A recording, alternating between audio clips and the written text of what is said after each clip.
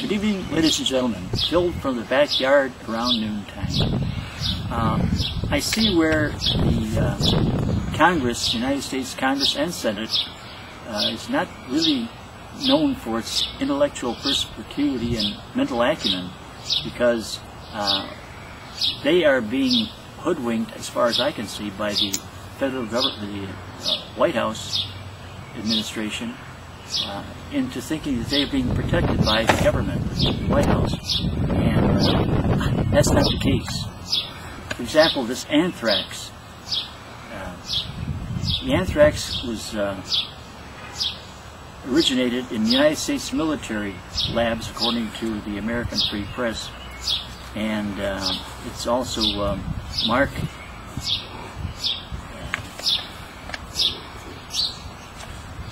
Glenn, correspondent for the American Free Press. You can Google it on the internet. And he's talking about there were 5 deaths that resulted from that. And what's happening is Congress is being hoodwinked into thinking that, well, they're being protected by the government, and yet the anthrax originated from a government lab, no question about it. And they apparently suicide somebody, and they dubbed him Dr. Anthrax. Well, naturally, he could not defend himself. And they also questioned somebody else that was working over there, Stephen Hatfield, and Stephen won $6 million from the government for having his good name defamed. And the government is apparently very clever in doing all kinds of different things. And what happened was these people some person stole anthrax from the United States government, and then they narrowed it down to one person, if I remember correctly from an American Free Press article some years ago. And then when they narrowed it down to that person, because there are only so many people working in government labs with anthrax, the government came out and said, "Oh no, national security, we can't go any further than that." Well, the United States Senate and the United States Congress, why aren't you investigating it if it's supposed to be so secret? It's your lives that are being put in jeopardy.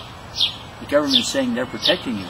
Are they protecting you, or are they just using you, and with the idea that you do whatever we want and we'll protect you? And that's a bunch of baloney, because that's not what's happening over here. So please check into this.